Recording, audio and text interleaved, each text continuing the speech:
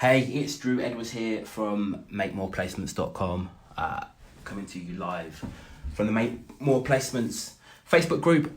Just wanted to basically answer the question, what's the point of marketing if no one's hiring? So just for a bit of context, early last week or the week before, we done a video and an email just talking about how and why now is it's time you really want to be stepping up your marketing, stepping up your activity, because, quite frankly, if there's two recruiters in the same niche and one continues to market and one doesn't, the one who markets their services stands the best chance of winning the business going forward. And someone's basically came back to us via email and said, look, I hear your points, but what's the point of marketing when no one's hiring anyway? And I just wanted to sort of address that and talk about that for a couple of minutes here. But before we sort of jump into that, also wanted to let you know that on Wednesday, the 15th of April, we're hosting a brand new live training. It's going to be revealing 3 proven strategies for protecting your cash, turning your business into a profit powerhouse, and becoming the recruiter of choice in your sector, even during a recession. So if you want to register for that training, if you go to makemoreplacements.com/live, that's makemoreplacements.com/live. All the details about that are there on a sort of short webpage. So look, back to the original point.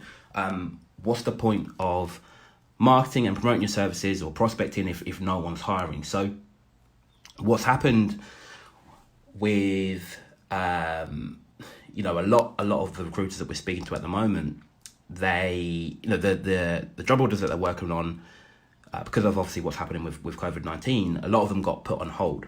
For some recruiters, all of the job orders they're working on got put on hold, and what's happened is that they've now sort of made this assumption that because the clients that they were working with put things on hold, that no one in the industry is hiring. What we're finding to be true that although yes, some markets have slowed down, very few have actually stopped completely. So it's more likely that the market has slowed down rather than stopped completely. Hiring managers are still hiring. What's probably happened is that the small handful of clients that you're working with put things on hold, but that isn't necessarily reflective of the whole industry. So I think that's an important point. The other thing is, again, even with the clients that you're working with, it's not necessarily that they've stopped hiring. It could be that they've just stopped hiring for the roles that you recruit for. So again, you may want to look at how essential are the roles that you recruit for, and you may want to change that going forward. But again, probably the most likely is that they haven't stopped hiring.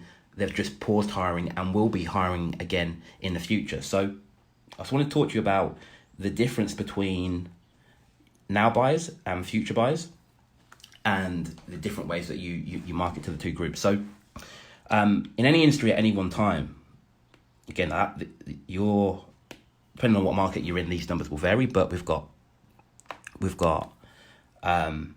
if this circle represents your whole market, we've got a small percentage, let's say, again, numbers don't really matter, but a small percentage who are now buyers, and they're recruiting right now, looking for people right now.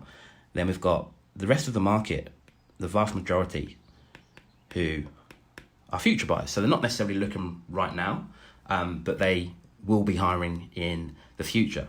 So what the vast majority of recruiters do, and always have done, is they go after the now buyers. All of their marketing is focused on seeing if they can get the now buyers. And so there's a few things about that you may want to look at. So first of all, as we said before, that's the smallest group of people. Right? Now buyers are always the smallest group of people. So, the chances of you getting the attention of these people are less than if you go after future buyers, right?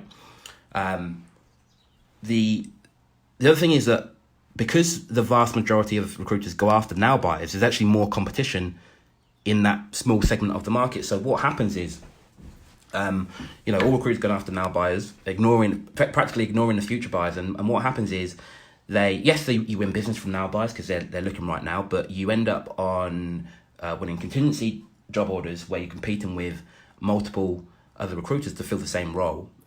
It's really competitive. Again, not saying it doesn't work. It's just you may want to consider a shift in strategy going forward. On the contrast, you've got future buyers who they're in your market, they are ideal prospects. They're not necessarily hiring right now, but they will be in the future.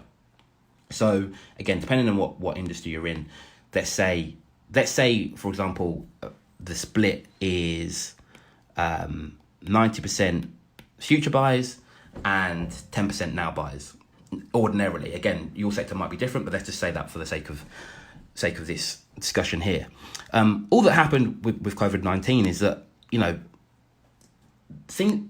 people, as I said before, it's most likely that people have paused hiring, not stopped hiring. So all that might have happened in your industry is that the ratio shifted, right? So rather than being 10% now buyers, 90% future buyers, it was perhaps 5% now buyers, 95% future buyers, right? And again, so it means that the now buyers have dropped, but the future buyers have just increased, right? As I said before, it makes more sense going after the future buyers because there's less competition and there's more of them, right?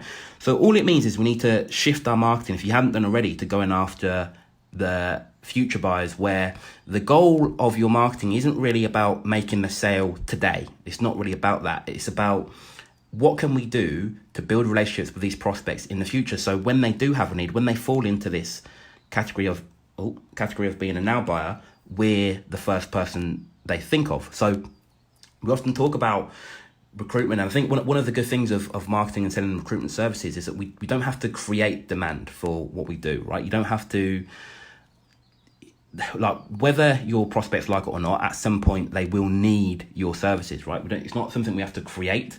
It just happens, right? So all we need to, our biggest concern needs to be, what can we do to ensure that when that need arises, when that need happens, we're the first person that hiring manager thinks of when they're ready to buy. And that's really what your marketing should be doing. It's not about just going after the now buyers. It's building relationships with future buyers. So when that prospect is ready to buy, you're front of the queue, you're the first person they think of, and they come to you. So that's all for today. But again, I want to remind you about the webinar we're hosting on Wednesday. It's going to reveal 3 proven strategies for protecting your cash, turning your business into a profit powerhouse, and becoming the recruiter of choice in your sector, even during a recession. You can find all the details about that at makemoreplacements.com/live. That's makemoreplacements.com/live.